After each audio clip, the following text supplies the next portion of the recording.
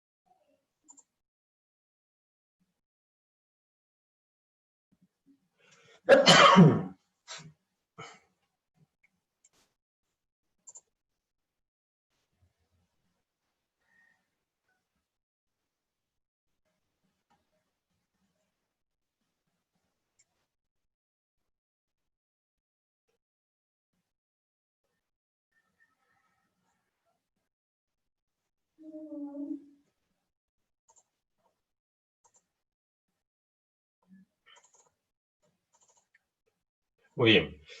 Estoy mostrando la pantalla, el entorno del aula virtual.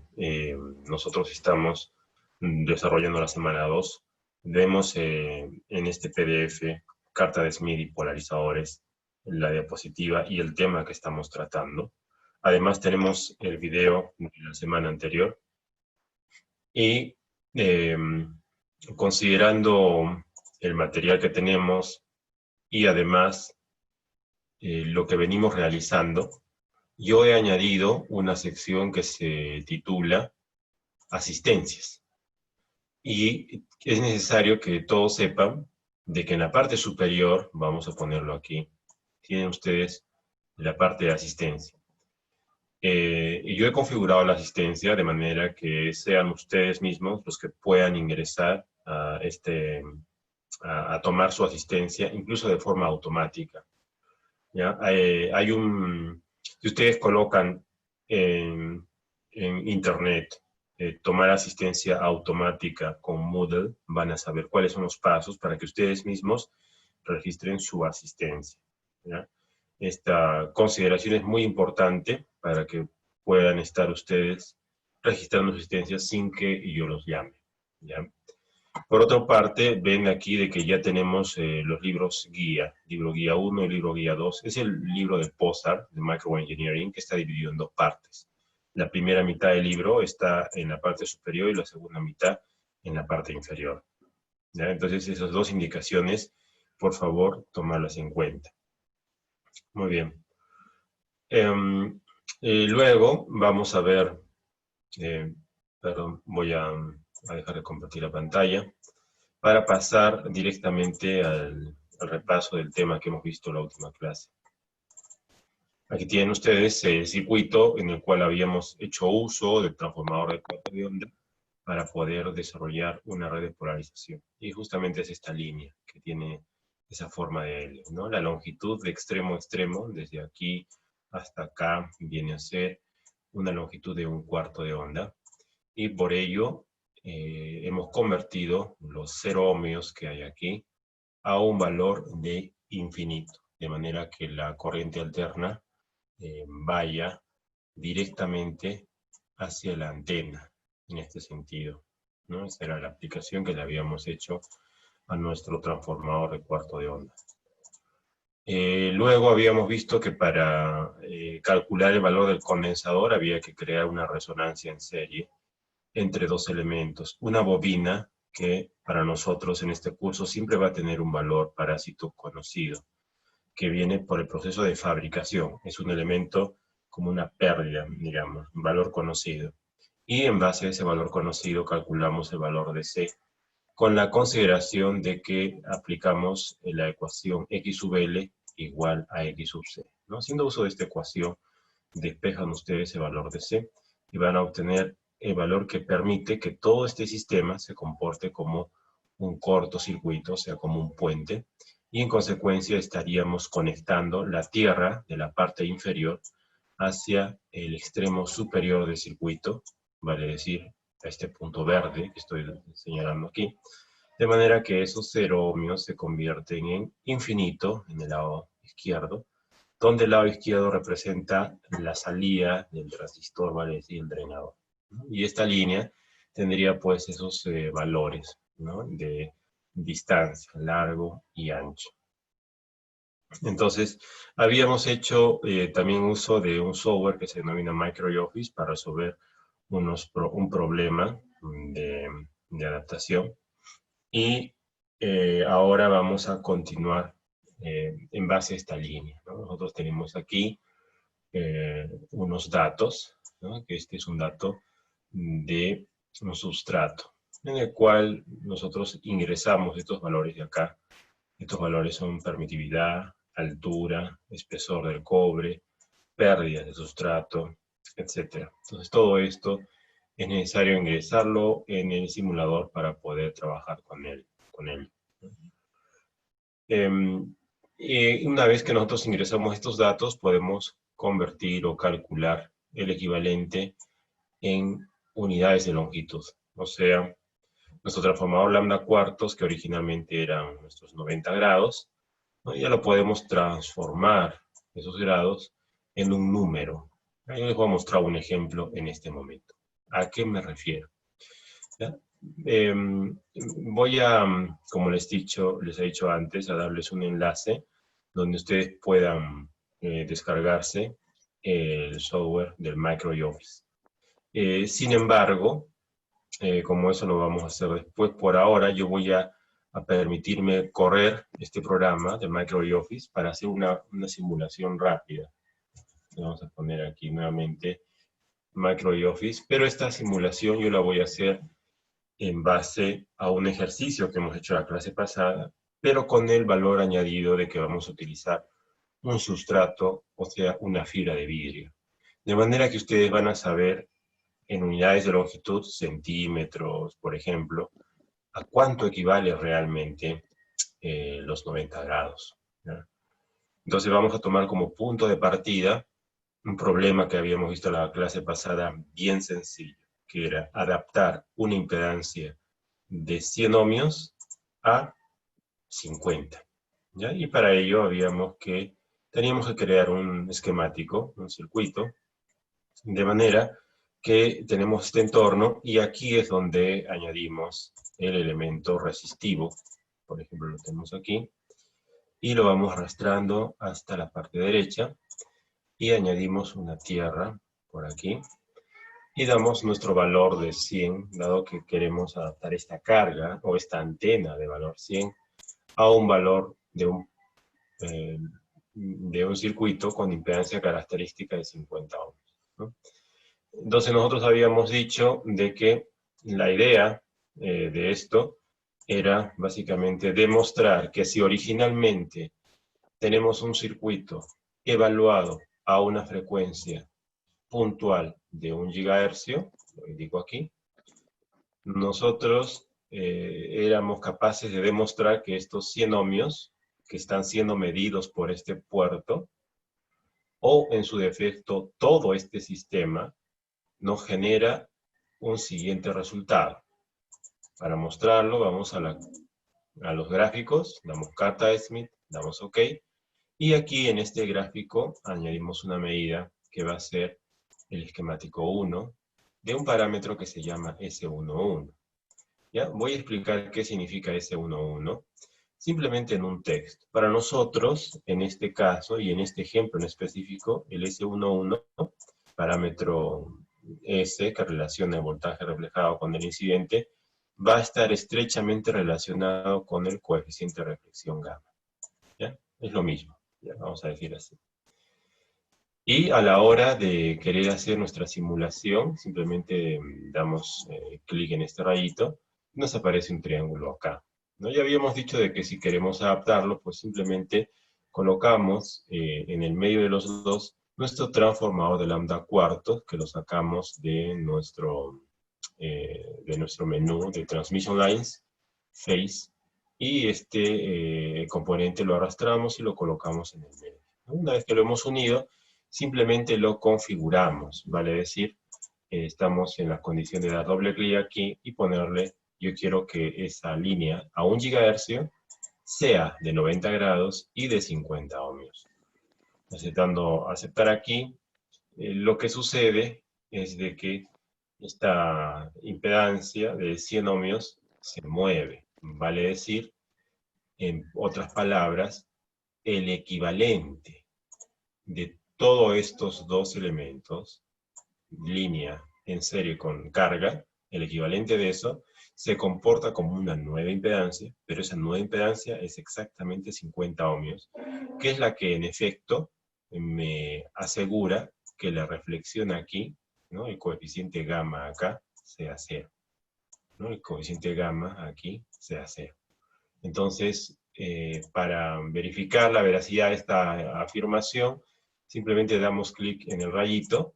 Aparentemente no pasa nada, pero si nosotros vamos a la ventana de gráfico, vemos de que ha habido un cambio, ¿no? Pero aquí ha habido un detalle importante que he olvidado mencionar. Ustedes ya lo saben, que esta línea no tiene que tener 50 ohmios. No, para que adapte, para que sea un elemento de adaptación, tiene que tener como valor la raíz cuadrada de las impedancias de los extremos.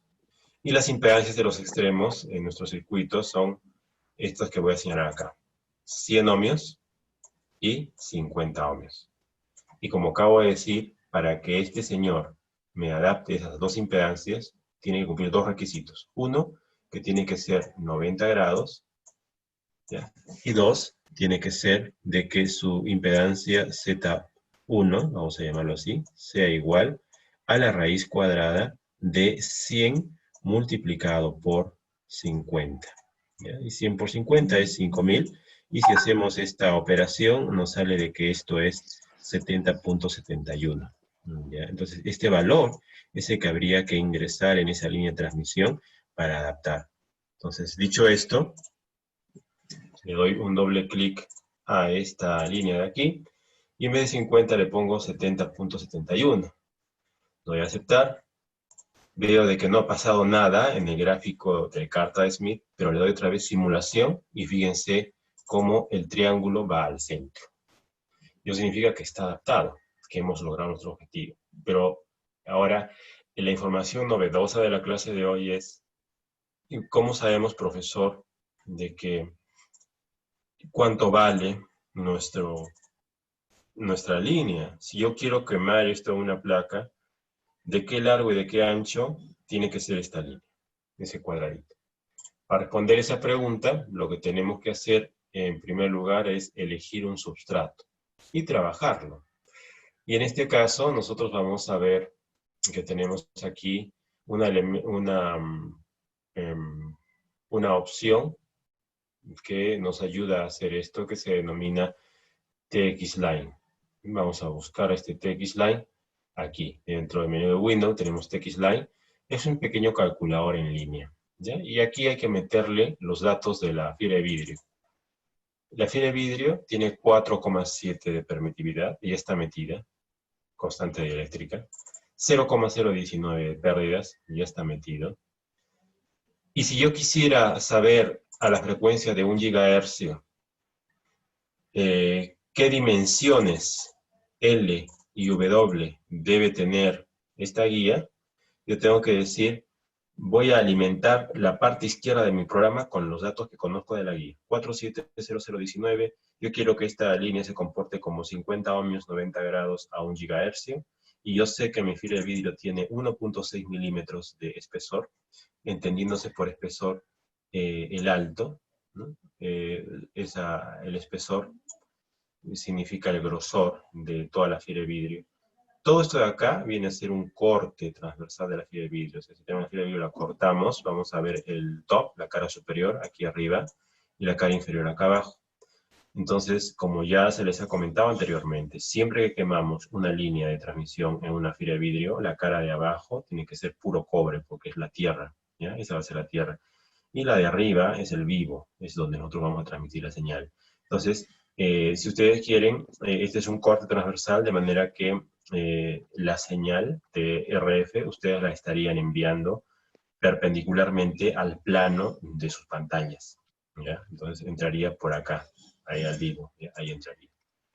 Y el vivo, por definición, tiene una dimensión que se llama W, que es el ancho, que es perpendicular siempre, siempre a la señal electromagnética que están enviando. Ese es el ancho. El largo no se ve porque está metido pues perpendicularmente en el plano, pero ese largo se representa con la L. Entonces, en resumen, esta W de acá, el ancho de la pista que van a quemar, es esta que está acá, ¿ya? Y el L no se ve porque el L está metido en el plano de su pantalla, pero es el largo, ¿no? La otra dimensión. Y ahora el material de fibra de vidrio, que es como un plástico medio transparente, tiene una propiedad que es permitividad, que es esta, y también tiene un espesor que es H mayúscula. Ese espesor H está aquí, ¿no es cierto? Este que estamos señalando acá, H. Y muy importante, esta T que están viendo acá, esta T mayúscula, es el espesor de la pista de cobre. O sea, a pesar de que a nosotros nos parece que es bien pequeño, pues el espesor de la pista de cobre es la serigrafía, básicamente, ¿no? Muy pequeño. Se tiene un espesor, y ese espesor está en el orden de los micrómetros, o sea, es bien pequeñito, ¿ya?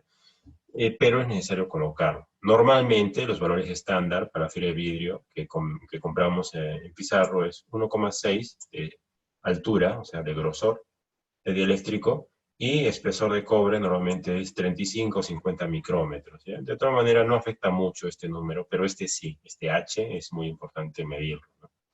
Entonces ya sabemos cómo es el material en el que vamos a quemar nuestra pista. Ya sabemos cómo es el material en el que vamos a quemar nuestro transformador de cuarto de onda, ¿ya? Entonces, si nosotros quisiéramos hacer una línea que sea, como digo yo, 50 ohmios, 90 grados a 1 gigahercio, bueno, pues le meto esos datos y además, evidentemente, le meto los datos de H y de T. Y después de haber metido eso, tengo que darle clic aquí. Y van a ver que estos numeritos de acá y de acá, el L y el W, van a cambiar.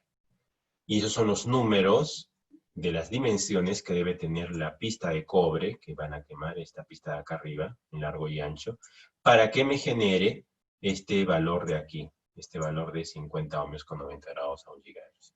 Entonces, eso lo vamos a ver rápidamente aquí. Vamos a hacer ese ejercicio. para 50 ohmios en primer lugar, 90 grados. Entonces, coloco 50, 90, 1 gigahercio. Esto ya está bien colocado. Aquí damos clic y ha cambiado los valores. Fíjense, 39,7 milímetros, 2 milímetros, 2,9. 2,9 son 3 milímetros. Con nuestra vista sí lo podemos ver. Sí se puede quemar también, no es demasiado pequeño. 39 milímetros son 3,9 centímetros, o sea, 4 centímetros. O sea, un pedacito de línea quemada que sea de 4 centímetros de largo por 3 milímetros de ancho, eso es lo que necesitamos quemar para una línea de 50 ohmios, 90 grados. Y a la vez nos genera una constante dieléctrica de 3,55.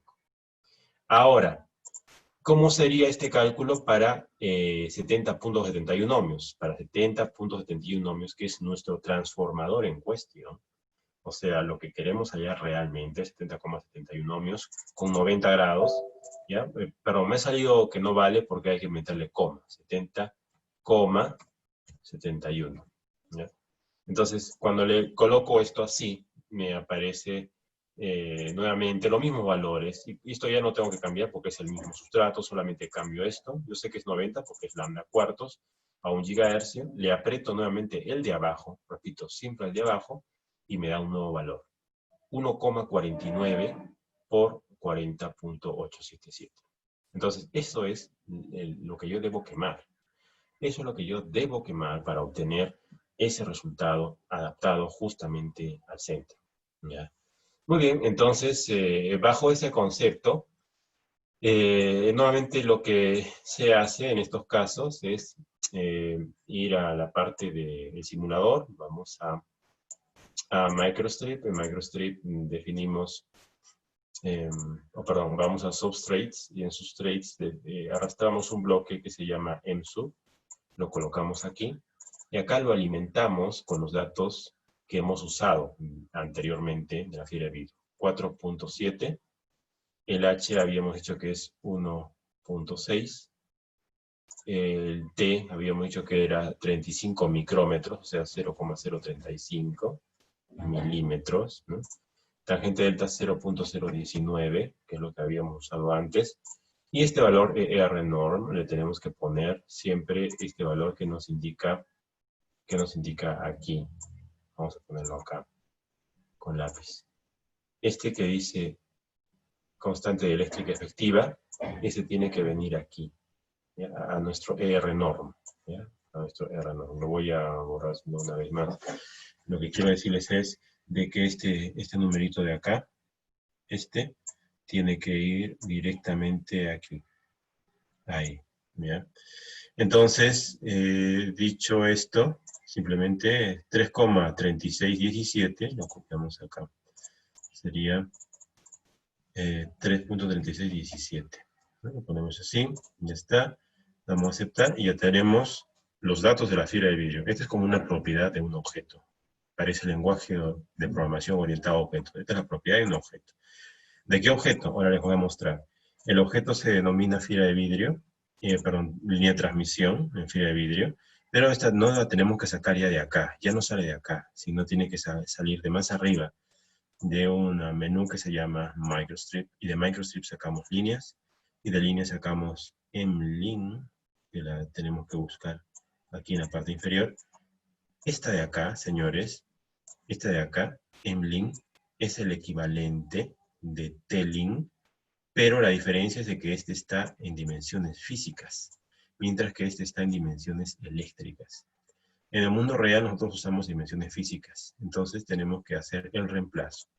Para hacer ello, simplemente borramos nuestro esquema anterior, introducimos este señor aquí, y ahora, en vez de decirle tú vales 50 ohmios, 90 grados, a este señor hay que decirle cuánto va a ser tu largo y cuánto va a ser tu ancho.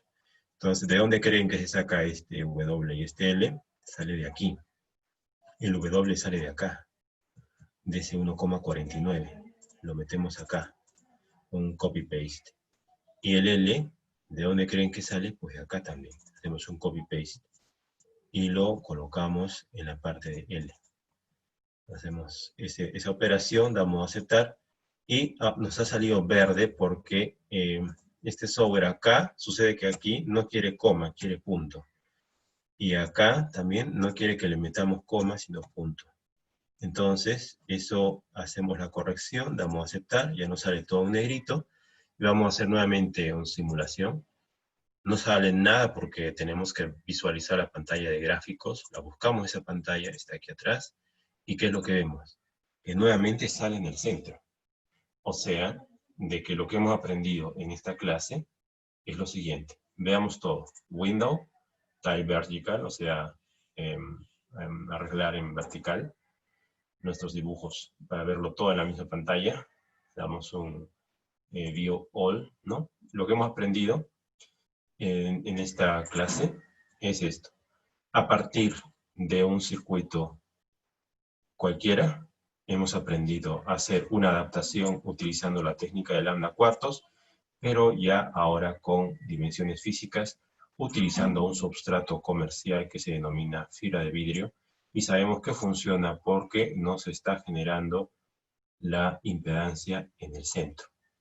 Entonces, eso es lo que hemos visto hoy día. ¿Alguna consulta hasta este punto, por favor?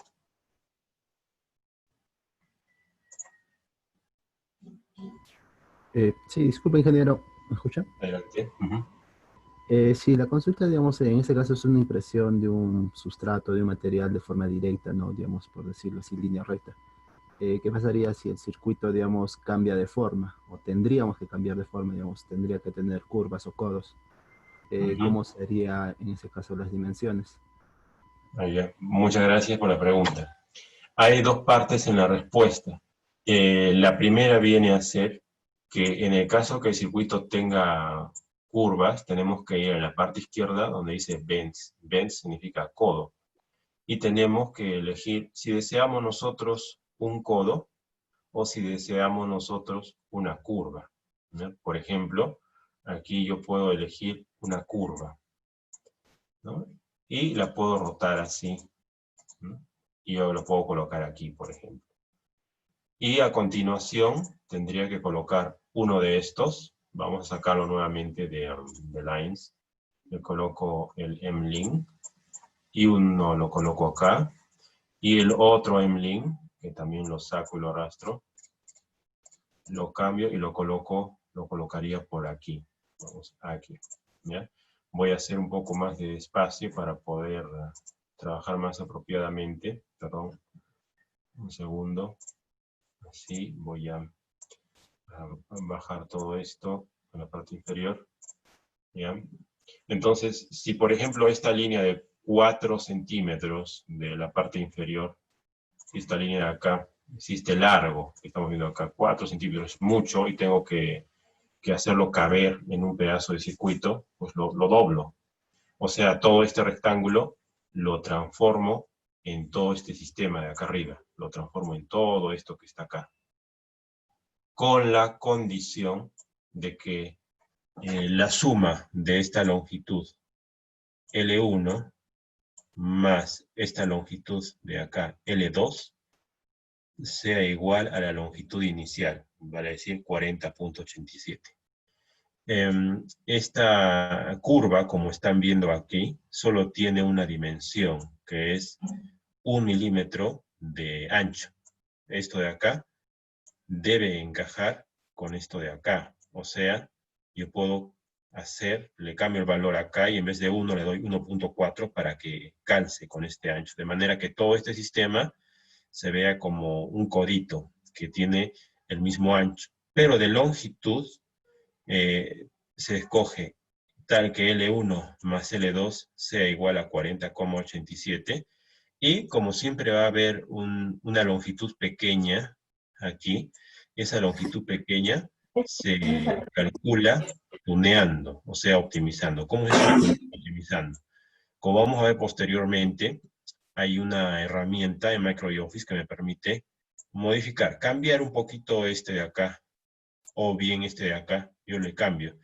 De manera que cuando yo haga mi primera simulación de todo esto, como no me va a salir exacto en el centro, debido a esta longitud chiquita que hay acá, yo le varío un poquito el L1, el L2, hasta que el resultado esté justo en el centro de la carta de Smith. Y cuando esté justo en el centro, yo diré, lo dejo ahí. Ya he optimizado los valores de L1 y L2 con la certeza de que la longitud de todo esto, incluyendo el codito, es la buena longitud que me hace llegar al centro de la carta de Smith. No sé si me dejo entender.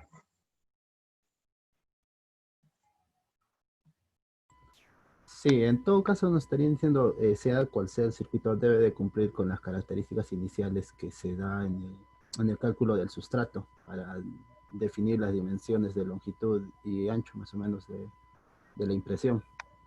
Sí, es correcto, sí. Sea cual sea la forma en que yo reemplace este rectángulo de acá, yo lo puedo reemplazar por un codito, o a lo mejor por una especie de serpentina, ¿no? Porque a lo mejor me veo obligado a comprimir todas mis líneas para que entre, ¿no? En mi placa. Entonces, sea cual sea el resultado, la longitud tiene que ser la que se ha calculado aquí, en el caso ideal, y el ancho también.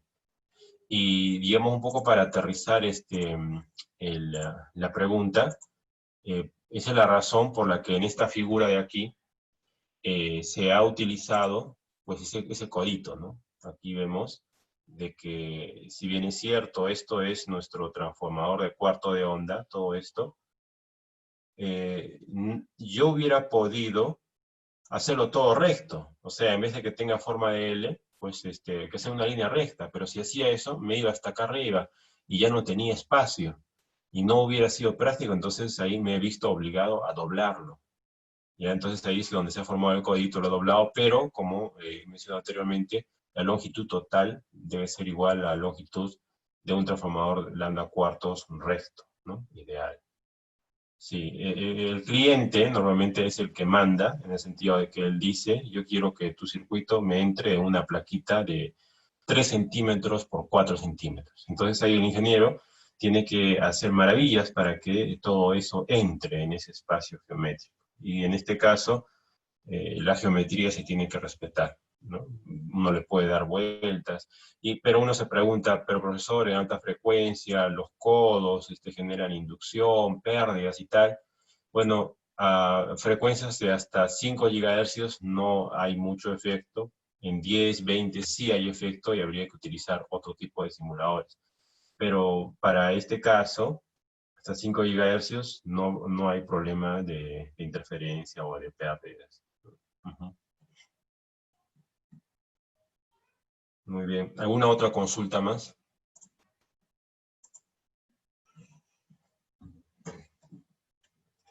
Ok, muy bien.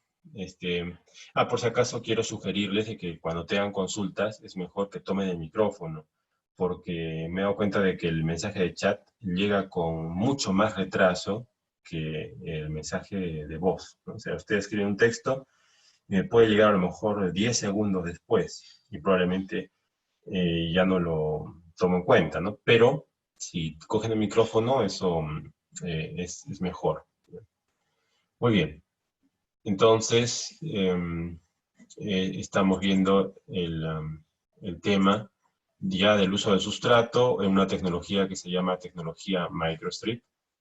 Y ahora vamos a ver de esta misma diapositiva algunas otras aplicaciones, ¿no? Tenemos aquí este problema que nos dice se tiene una línea de transmisión de 0,3 longitudes de onda que termina con una carga compleja que es la representada en la figura y se pide hallar el coeficiente de reflexión en la carga y en la línea. Esto ya lo habíamos visto la primera semana. Ya ahí ustedes pueden resolver este problema de dos formas, ¿no? Una viene a ser la más sencilla utilizando el software que se llama RFDude. Ya habíamos dicho que se lo podrían descargar para hacer una demostración como la que yo hice la primera semana, ¿no? Con el RFDude pueden perfectamente resolver esto. En Micro también se puede hacerlo, pero es un poquito más complicado porque esa impedancia de 40 más J20 tendrían que reemplazarla por un arreglo RL. Lo que pasa es que MicroOffice no nos permite escribir un número complejo directamente. O sea, no es muy matemático. MicroOffice nos dice, si tú quieres una carga de 40 más J20, tienes que meterme, en primer lugar, eso en términos eléctricos, lo cual quiere decir, la parte real de la impedancia tienes que metérmelo como resistencia, y la parte imaginaria de la impedancia como una inductancia, ¿no? Dado que tiene un signo positivo, entonces es inductiva. Entonces ahí se pone un valor de inductancia de tal forma que a la frecuencia de trabajo que nosotros elijamos, nos genere pues 20 ohms, ¿no? Este 3.17 a una frecuencia de 1 GHz, si ustedes hacen la prueba, ¿no? Se evalúan 3.17 nanohenrios, que está aquí, a 1 GHz, van a darse cuenta que eso genera nuestros J20 ohmios. ¿Ya? Entonces, yo me he visto obligado a meterle una bobina y una frecuencia para que me haga esta representación, ¿no? Y una vez que tengo mi carga, recién pues le pongo la línea de transmisión, ¿no? Por aquí, con los datos que me dé problema, ¿no? Con su impedancia característica, con su longitud, ¿no? Y todo ello. Y después finalmente hago el ejercicio, pero es muy largo, ¿ya? Yo sugiero que ustedes utilicen el RF-DUDE para resolver este ejercicio, cuyas respuestas lo pueden ver en la parte de abajo. Vamos a ver si la diapositiva tiene las respuestas aquí. Sí, ¿no? En la parte inferior se tienen las respuestas, ¿no? Tienen ustedes cuánto debería ser el S11, su fase, su magnitud, ¿no? Lo voy a subrayar acá, ¿no? O sea, el coeficiente de reflexión para nosotros es el S11, ¿no? Esta sería su parte real. El S11, esta sería su parte imaginaria del S11, ¿no? También nosotros podemos expresarlo en magnitud-fase, ¿no? La magnitud del S11 lo tenemos acá, y la fase del S11 lo tenemos acá. Entonces, sale, pero es un poco más complicado, un poquito más largo, ¿no? Muy bien, entonces, ya está explicado este ejercicio. Ahora vamos a continuar. Bueno, este problema lo vamos a pasar de largo, no es un problema que nos vamos a detener en él. Vamos a continuar, un poco por aquí. Este ya lo vimos. Este también lo vamos a pasar. Vamos a ver este de aquí. Ya, este de acá es un problema interesante. ¿Ya? Este problema de aquí nos dice, un cable coaxial de 75 ohmios tiene una longitud dada. Entonces aquí vamos a ver a qué se refiere este tema de la longitud dada. Yo voy a dibujar ese cable, lo voy a representar por un dibujo. Este cable así, dos líneas en paralelo. Y dice, ese es el cable de 75 ohmios, lo cual quiere decir que tiene una impedancia característica Z0 igual a 75. Lo coloco aquí. Y dice que este tiene una longitud de 2 centímetros y está terminado con una carga. Bueno, si dice 2 centímetros de longitud, entonces quiere decir que tenemos este sistema así. Una longitud de extremo a extremo que vale 2 centímetros. Y dice que se le ha colocado una impedancia de 37,5 más J75. Esa impedancia, esta de acá, yo la represento por una cajita, que la voy a colocar acá. Entonces, esa es la impedancia de carga. Y además me dice que hay una constante eléctrica de 2,56. Vamos a ver a qué se refiere esto. Bueno, en primer lugar, ya sabemos que la impedancia de carga es esto, o sea, esto de aquí es nuestro ZL, ¿ya? Es nuestro Z sub L. ¿Ya? Ahora nos dice de que esta longitud son, como hemos dicho, 2 centímetros. Vamos a poner aquí 2 centímetros. Entonces ya tenemos idea de que estamos trabajando con magnitudes físicas. Y que hay una permitividad o constante eléctrica de 2,56. Entonces esto de aquí sería 2,56. Ese valor es el valor famoso de epsilon sub R. ¿Ya? Este es epsilon sub R, que es el símbolo de la constante eléctrica. Y nos dice que la frecuencia de operación es 3 GHz, o sea, bueno, F es igual a 3 GB. Y nos pide hallar la impedancia de entrada a la línea. Es lo primero que vamos a hacer. Para representar bien lo que nos piden hallar, voy a dibujar este plano de referencia. Cuando me dicen haya la impedancia de entrada, me está diciendo, calcula el parámetro Zin, que lo voy a dibujar acá, calcula el parámetro Zin en esa línea roja, ahí. O sea, me está diciendo que calcule cuál es la impedancia de todo este sistema en su conjunto, ¿no? Todo ese sistema en su conjunto, cuánto es su impedancia. Eso es lo que me dice, ¿ya? Es lo que me dice este problema. Entonces, para resolver eso, es necesario partir de una ecuación, ¿ya? Yo voy a dejar de compartir la pantalla un segundo para mostrarles la ecuación que relaciona la impedancia de entrada con otros dos parámetros, que son ZL, Z0 y la longitud de la línea. Y les voy a mostrar ahorita una ecuación que me permite calcular el Zin en función del Z0, del ZL y de la longitud. ¿Ya? Yo les voy a mostrar esa ecuación. Es una ecuación que probablemente ya la han visto anteriormente, pero que es necesario aclararla. ¿Ya? Es necesario trabajar con ella.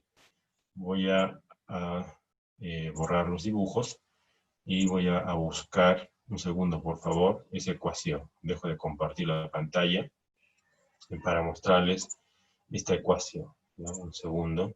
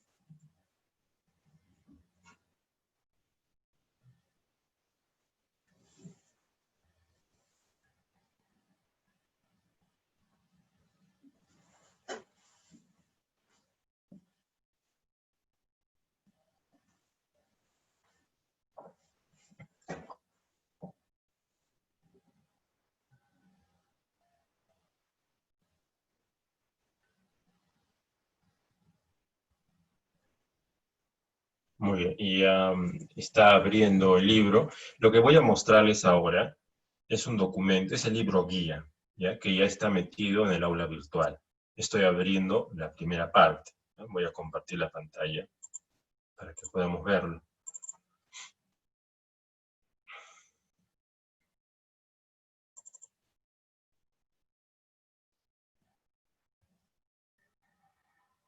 Está demorando un poco en abrirlo, pero creo que ya está apareciendo.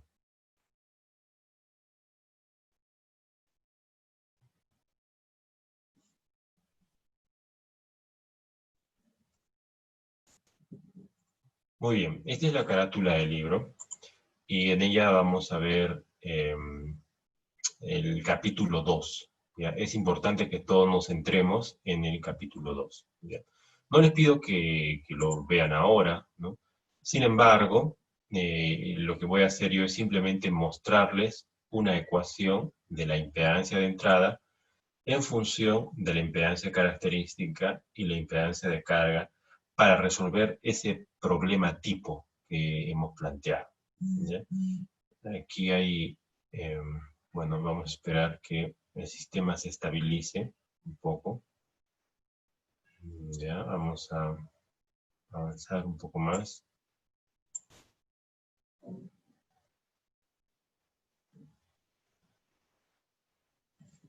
Está demorando en cargar este documento.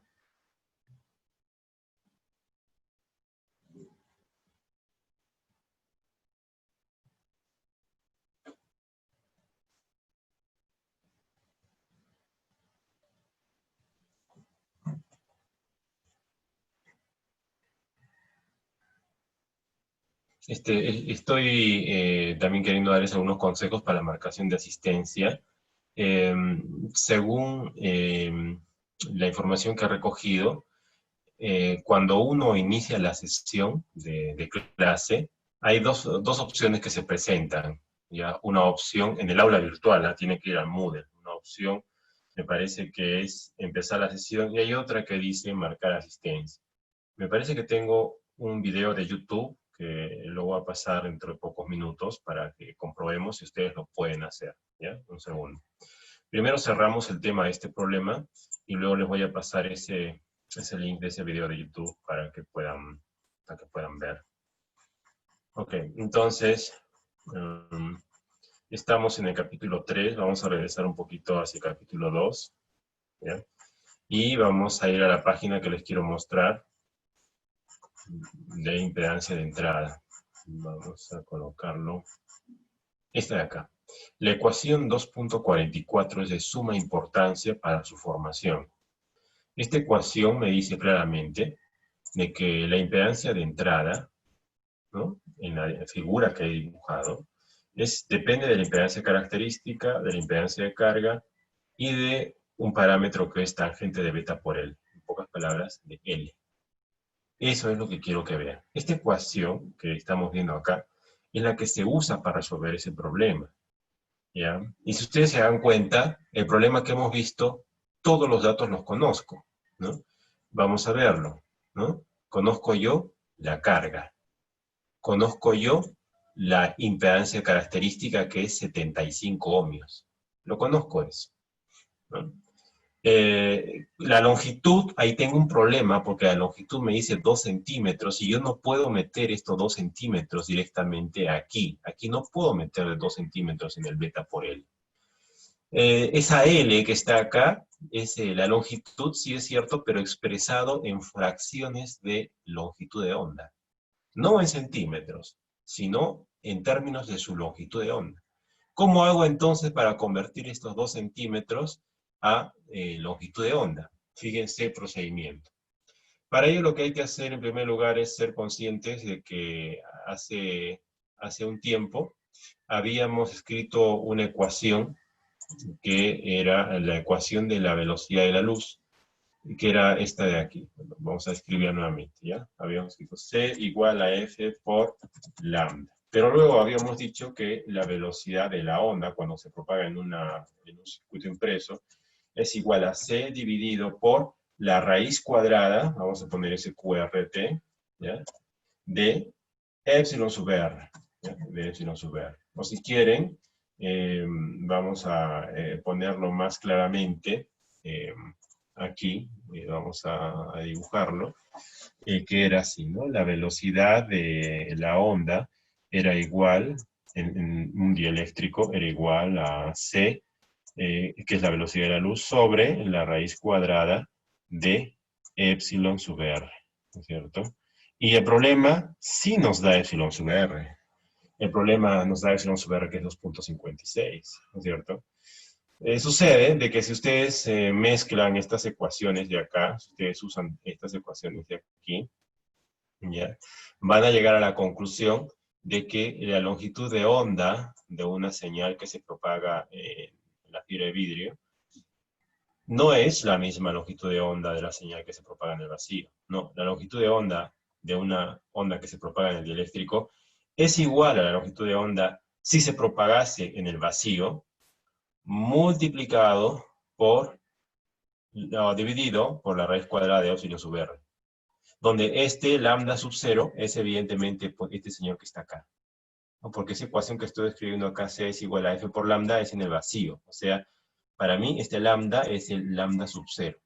Entonces, Para nadie es un secreto y es muy fácil de que ustedes puedan demostrar de que si usan estas dos ecuaciones que están acá, van a llegar a esta conclusión, ¿ya? De que el lambda en el dieléctrico es igual a lambda sub 0 sobre raíz de 0 sobre r. Entonces, primero lo que harían es calcular el lambda sub 0 a partir de esta ecuación, como que la señal se estuviera propagando en el vacío, luego la dividen entre la raíz cuadrada de epsilon sub r, que es un dato de problema, y van a obtener la longitud de onda de la señal que se propaga en la fila de vidrio. Y eso les da un número, y ese número es 6,25 centímetros, porque esta ecuación trabaja con el sistema MKS, ¿no? Metro, kilómetro, segundo. No, metro, kilo, segundo. Entonces, dado que ustedes ya tienen la longitud de onda que se propaga dentro de la fila de vidrio, lo único que hay que hacer es una regla de 3. ¿Por qué? Recuerden que nuestro objetivo es convertir los 2 centímetros de largo a fracciones de longitud de onda. Entonces, ¿cómo lo hago? Fácil.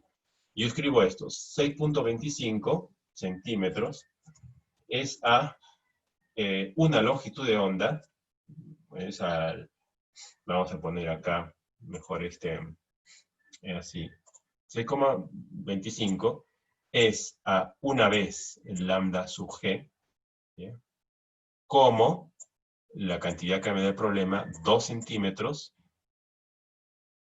es a x, ¿no? Si 6,25 es una longitud de onda, lambda sub g, entonces 2,2 centímetros, ¿cuántos lambda sub g serán? Y despejo por regla de 3, y por regla de 3 me va a salir este número de acá, 0,320 lambdas. Entonces ya he llegado al punto final del problema.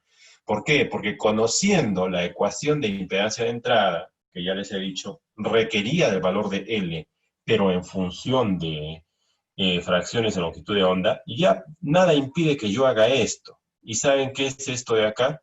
Es simplemente lo que había dentro de la ecuación que les he mostrado. Dentro de la ecuación que les he mostrado había expresiones complejas, pero la más interesante era ver la tangente de beta por L, ¿no? De beta multiplicado por la longitud.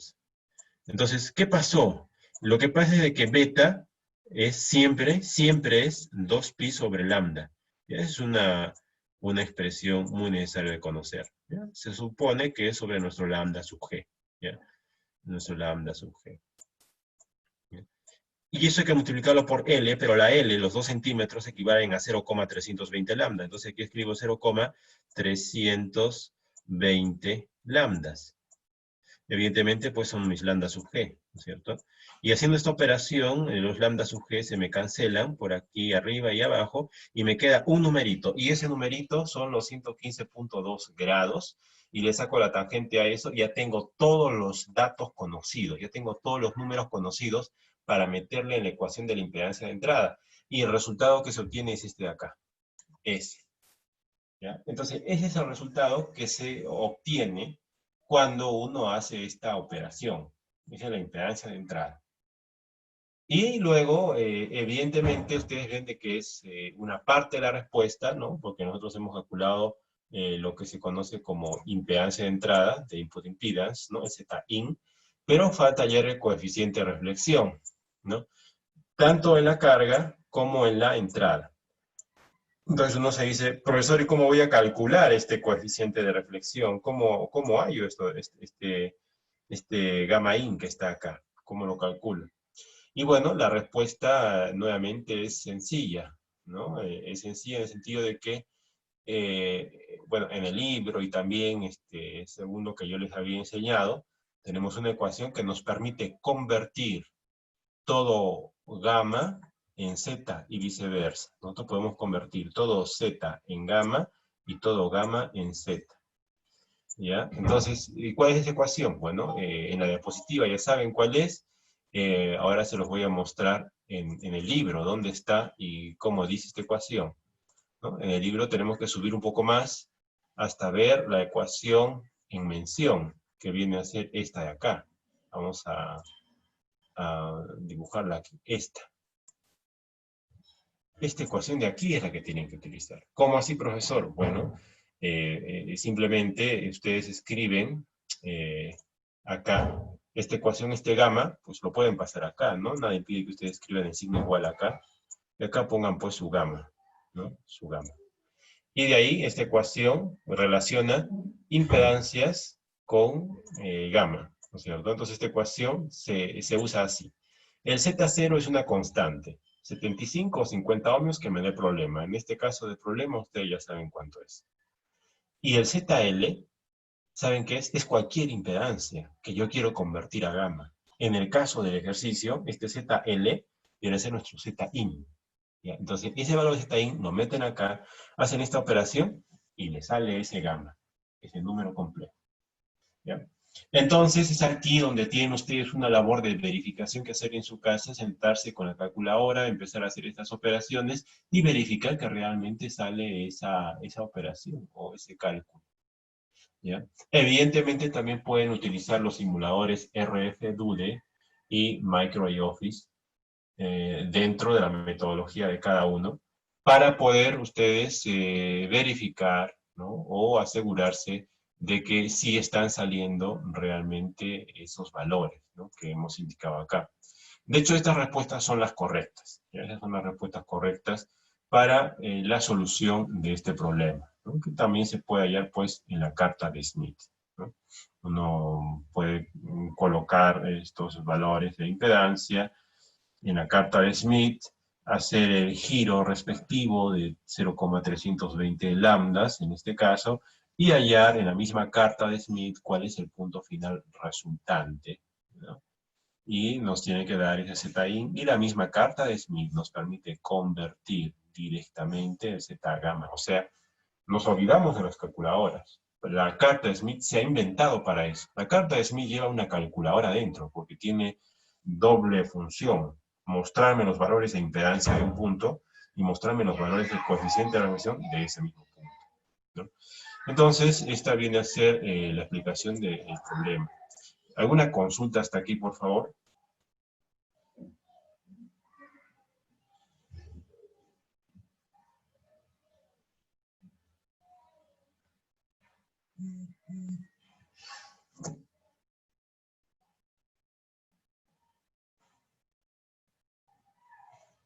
Bien, en vista de que no hay consultas, vamos ahora sí a abrir un paréntesis para el tema de la asistencia. Yo quiero que todos sean capaces de pasar su asistencia.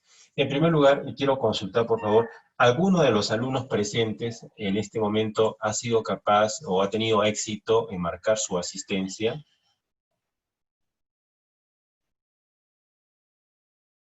Si ha tenido éxito, tome el micrófono y diga sí, por favor. Diga sí, he marcado mi asistencia en el micrófono.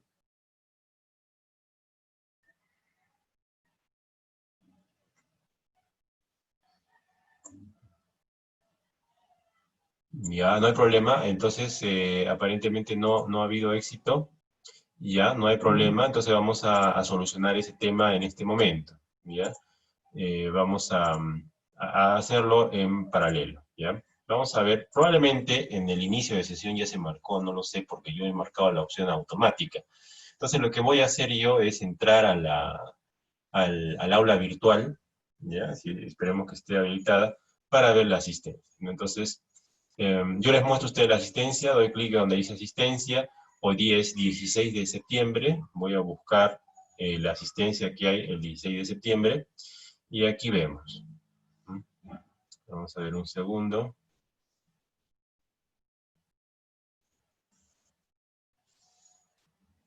Está cargando todavía.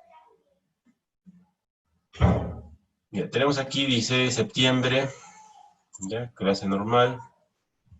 Vamos a ver aquí, entonces.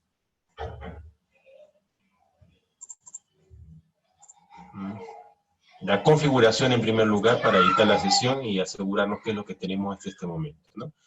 Entonces tenemos 16 de septiembre, la hora de 8:50 a 10:30. No estaba permitida, que raro, me parece un poco extraño porque de hecho yo había marcado aquí check, permitir a los estudiantes registrar su propia asistencia. Marcado automático, bueno, lo había desactivado. Bueno, hay dos opciones, ¿no? Ponerlo activo o desactivo. Probablemente es mejor colocarlo desactivado por este momento para que ustedes marquen efectivamente su asistencia. Sí, ¿alguien quiere comentar algo, creo?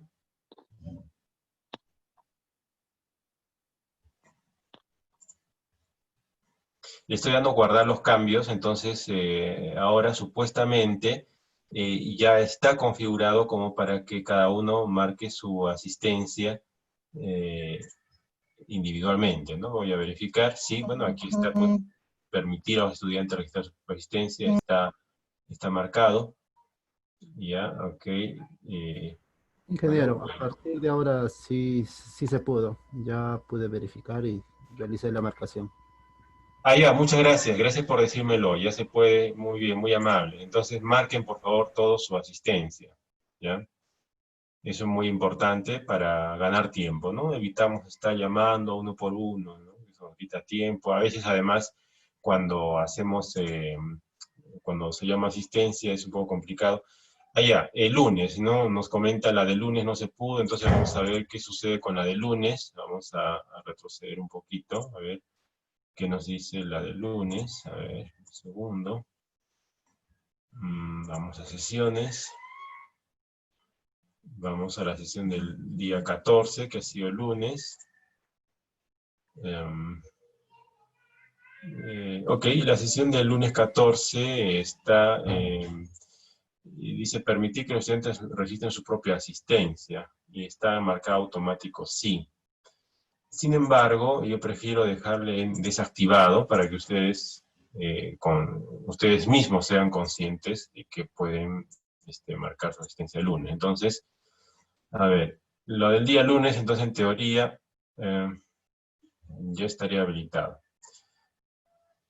Bueno, aquí hay que quitarle esto. Invalid means to release. Y evitar que los estudiantes compartan la dirección IP. Vamos a guardar los cambios. Me extraña este aviso de acá.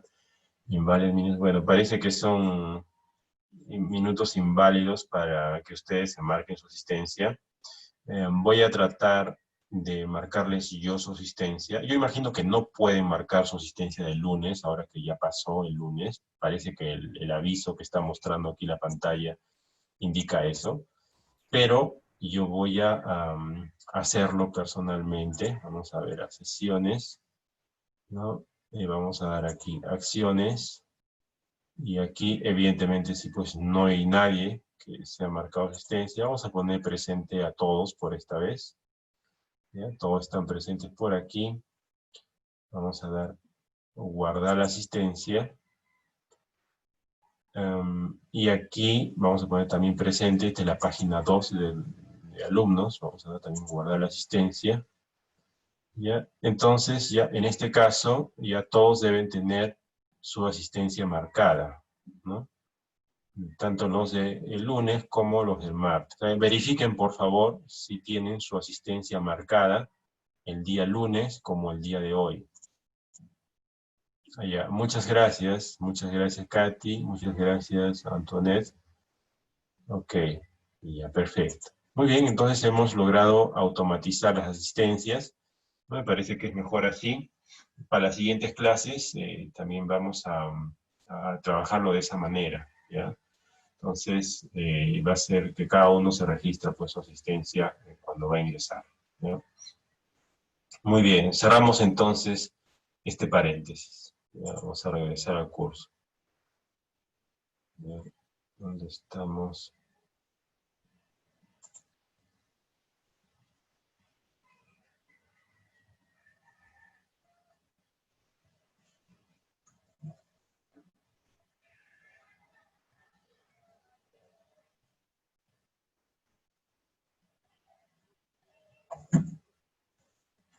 Ok. Ya. Muy bien, entonces tenemos la semana 2 y ya estamos cubriendo este tema de este problema que hemos visto aquí, y quedan también otros problemas en la parte inferior para resolver. Ya. Estos problemas de aquí son materia de... Ustedes practiquen básicamente este último de acá, que es un problema que puede entrar en su evaluación. Un segundo, por favor, voy a dejar de compartir la pantalla.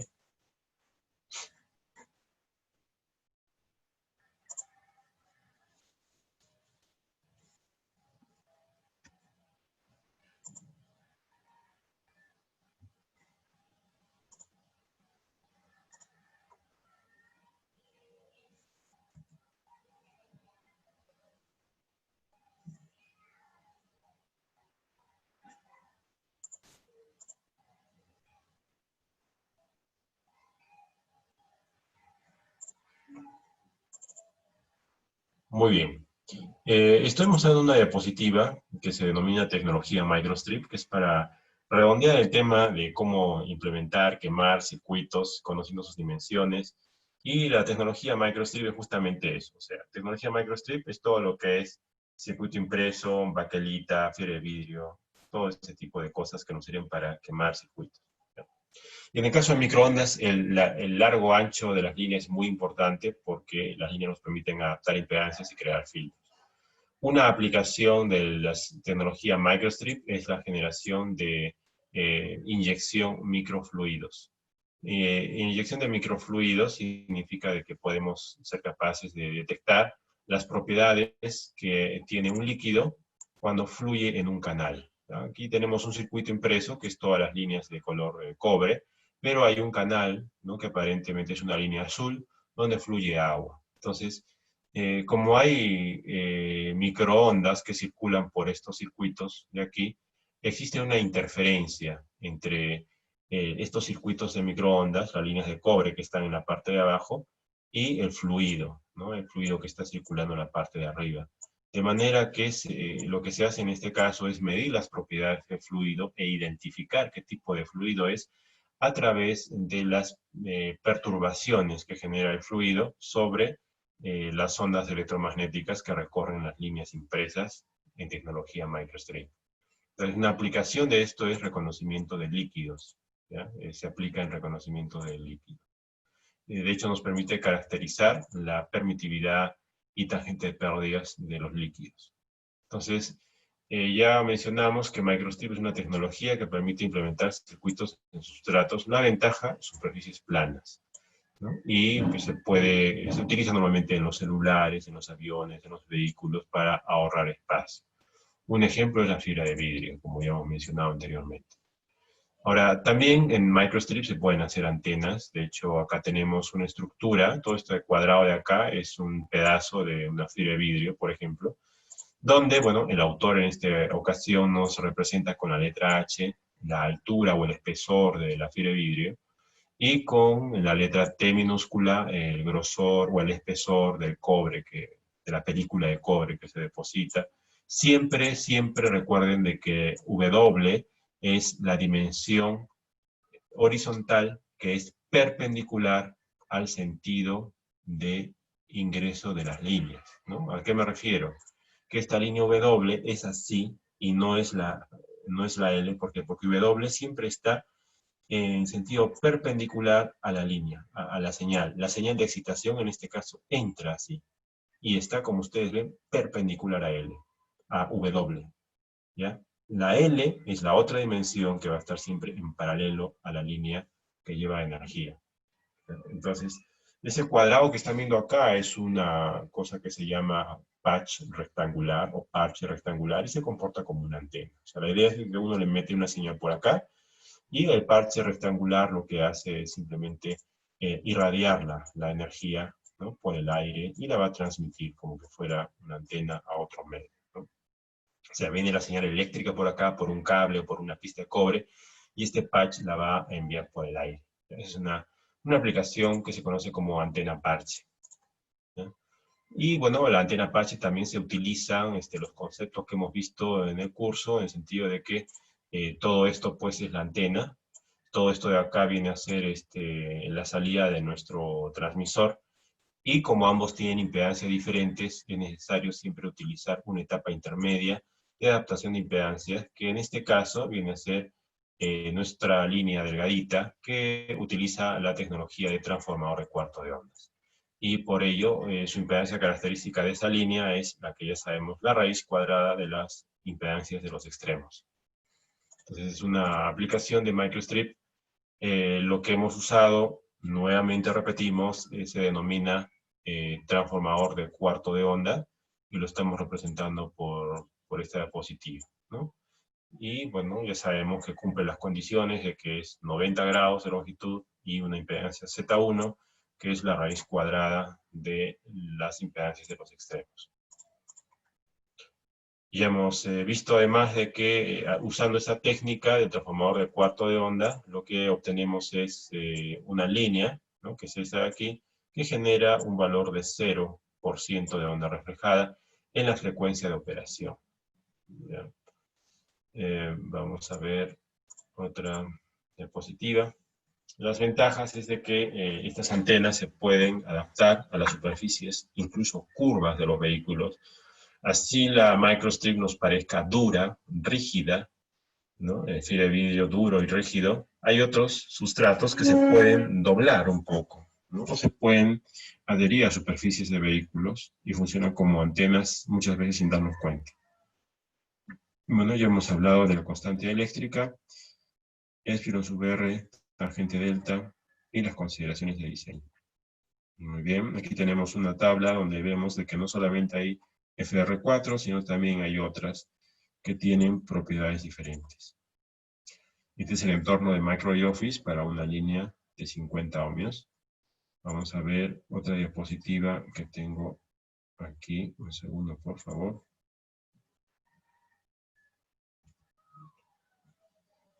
Muy bien, tenemos una diapositiva que viene a ser, perdón, vamos a compartir la pantalla, que viene a ser un ejercicio también. En este caso nos habla de cable coaxial. Ya no es línea microstrip, sino cable coaxial.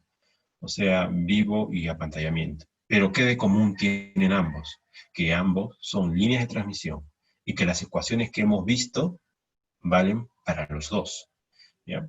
Entonces, en esta nos dice hay un cable de 75 ohmios, ¿no? Con 2 centímetros. Oh, perdón, me parece que este ya fue un problema resuelto, porque ya hemos dado, ¿no? Esto es 75, 2 centímetros, 37,5 más 75, ustedes se acordarán que ya fue lo que hemos resuelto, ¿no? Esta misma diapositiva, solamente que con el enunciado en castellano, en español, ¿no? Entonces no vamos a repetir, porque ya está explicado el problema.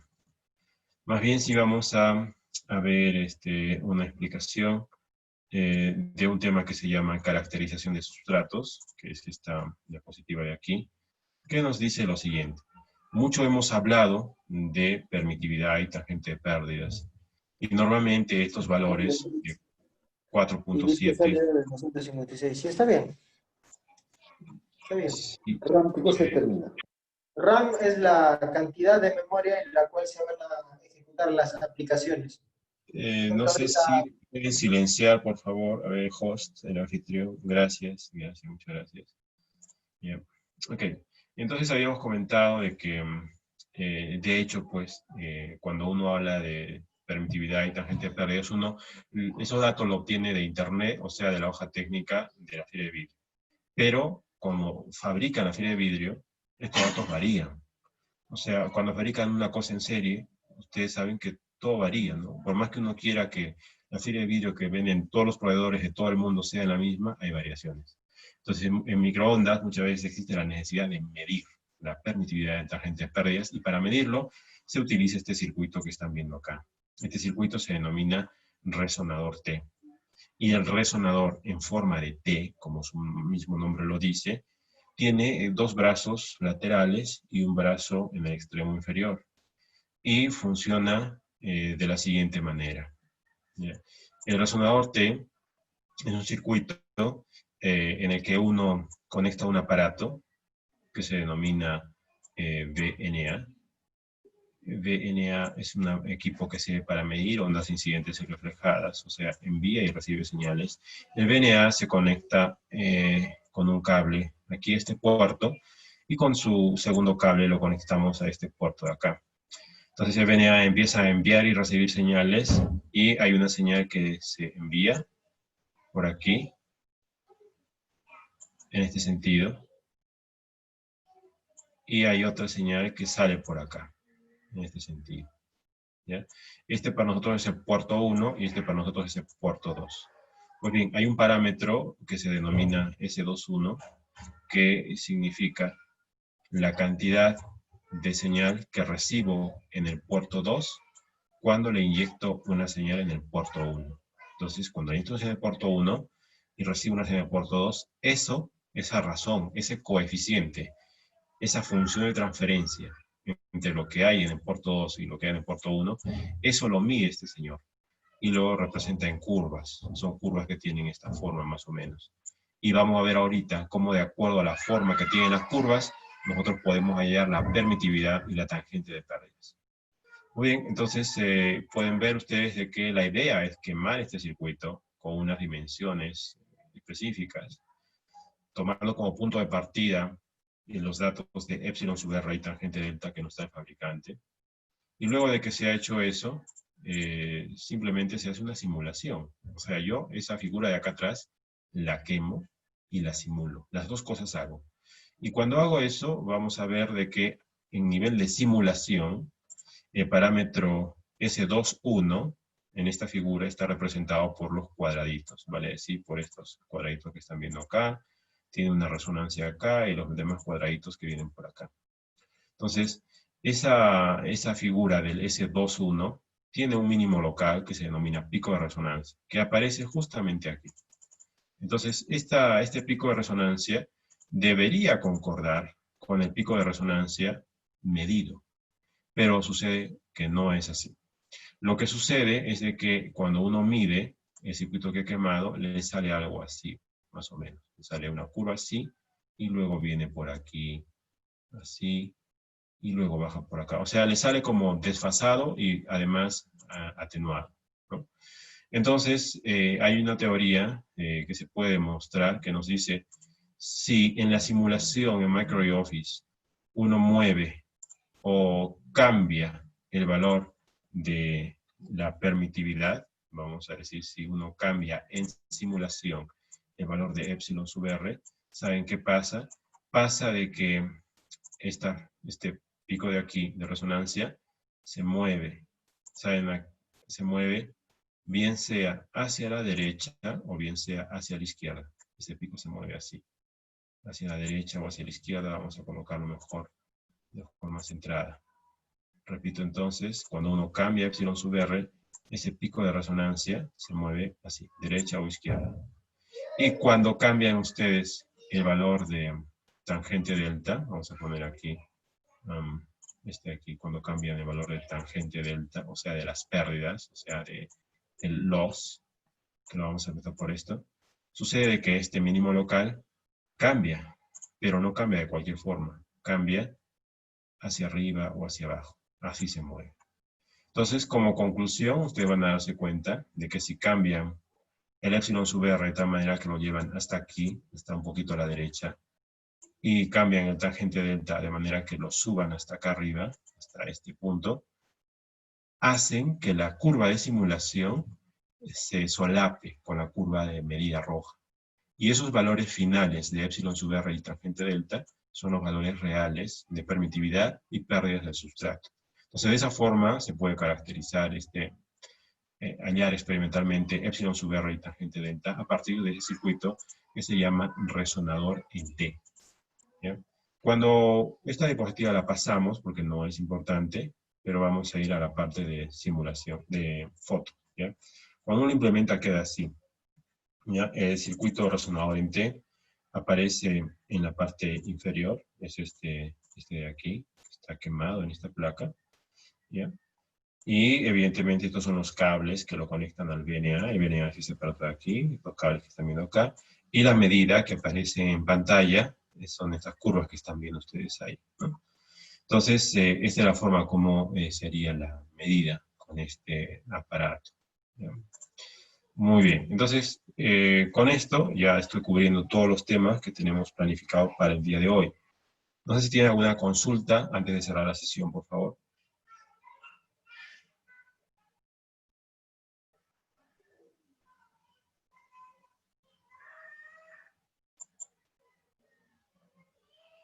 Muy bien, entonces si no hay consultas, yo les agradezco por su atención, les deseo una buena tarde y nos estamos viendo la siguiente semana.